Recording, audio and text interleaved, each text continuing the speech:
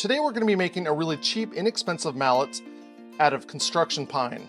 The good thing about making a mallet from construction pine is that you don't have to worry about hitting it against something that's going to leave some kind of dent.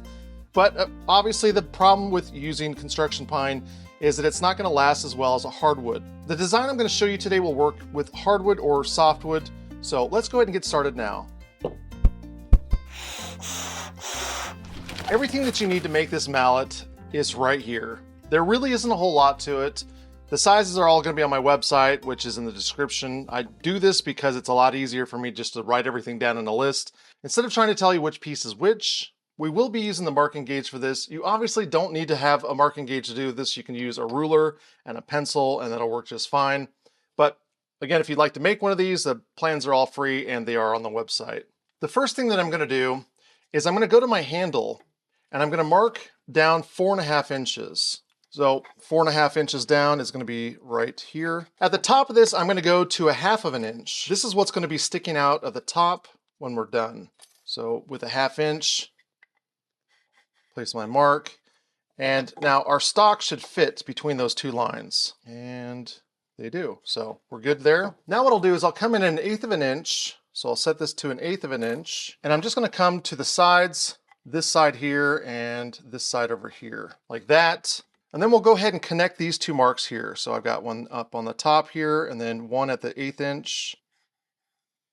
And I'll repeat that on the other side. So we've got this little shape here. We'll need to cut both of these sides out with the bandsaw, which we'll go ahead and do now.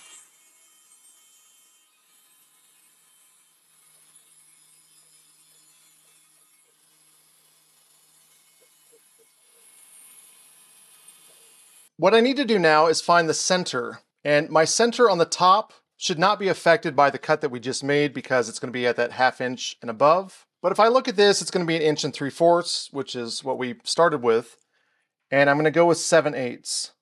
So I need to find the 7/8 center. I'll take a square and I'm just going to follow that line up.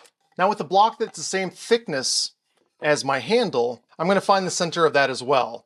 And I know that these are 6 inches, all three of my blocks.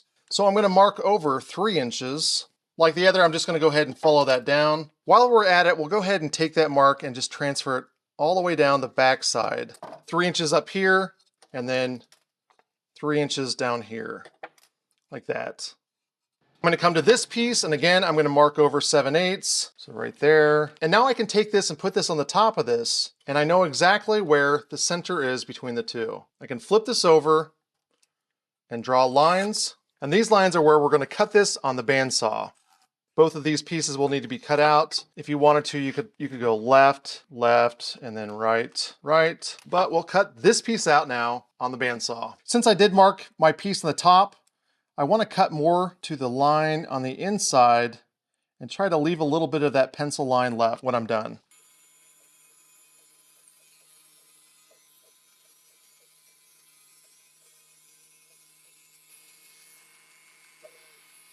With these pieces cut, we can slide them on our handle, and if we connect the bottom and the top here, that's the entire thing.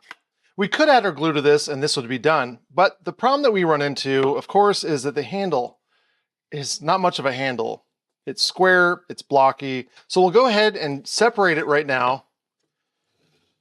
And we're going to work on just the handle part. You could take this over to your sander and just grind out a spot where your hand feels comfortable, but I'm going to be using a fairing stick. A fairing stick is basically a stick that as you put pressure on the ends, you can bend it, and then you can use that bend as a pattern to make your curve. I'm going to go ahead and just kind of come up with one on right now. It doesn't have to be anything really special. That's a little bit too big. That's still a little big. Go a little bit smaller. I just want a slight curve. I've got a block of wood over here to hold this up. Once I get it, I'm going to put it between the bottom of my point here and the end of the actual handle. It's important that we don't go into this part right here. This is where our blocks will be sitting, and we don't want to mess that up. Once that's done, I can flip this over and I can do the other side. Now we can take this over to the bandsaw and cut it out. And I'm cleaning this up with a really inexpensive wood rasp. You can get them for maybe $20. These will work just as well as a belt sander. I'll use some 120 grit sandpaper to clean this up. And that's it. It feels really good in my hand. And let's go ahead and glue this now. I'm gonna go ahead and add some glue to this side. I'm gonna save a little space in the middle so that I can add some super glue. This will just lock it in place while the wood glue is drying. I just need to hold it here for 30 seconds or 20 seconds. And that's done. I should use my glue mat, so I'm gonna go ahead and throw this under here. Make sure this fits in here. And now I can add glue to the top. We'll give this some time to dry and we'll come back.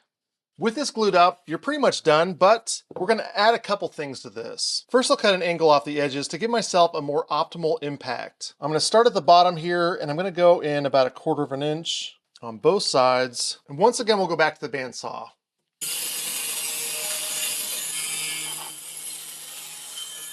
We can use a block plane to clean up the edges. This can help prevent splitting later on.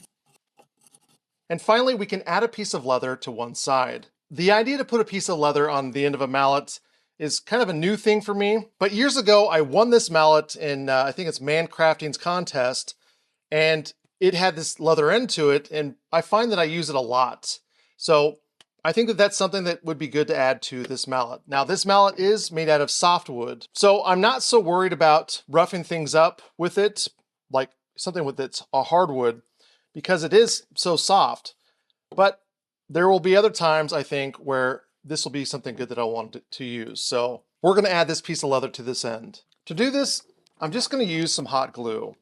And hot glue for me, I've found that it's very good with impact, with any kind of like clamps, squeezing.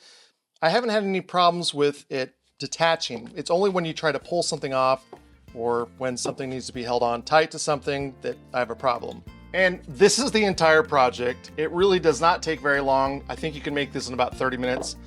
I made mine in about 30 minutes. The only thing that you really have to wait on is the glue to dry. Now, I did use pine. This is construction grade lumber. I don't know how long it'll last. It might not last very long at all, but the nice thing about this design is you can pretty much come up with whatever you want. It's a very simple process, and I encourage you to use something other than construction pine to make a mallet. I did make this on my other channel, on my Make Things channel, but if you make a tool that's really fancy and nice and feels good in your hands, I promise you it'll be worth more than anything you could ever buy in the store. Thank you so much for watching. Let me know in the comments down below if this is something that you might make yourself.